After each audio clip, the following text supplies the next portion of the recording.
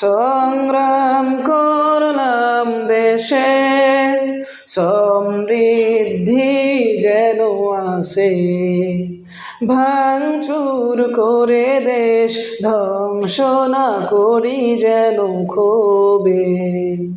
সংগ্রাম করলাম দেশে সমৃদ্ধি যেন আসে, ভাঙচুর করে দেশ ধ্বংস না করি যেন ক্ষোভে। গড়ার লক্ষ্যে জীবন দিয়ে ভাঙচুর কেন বলতে পারো? গড়ার লক্ষ্যে জীবন দিয়ে ভাঙচুর কেন বলতে পারো? দেশে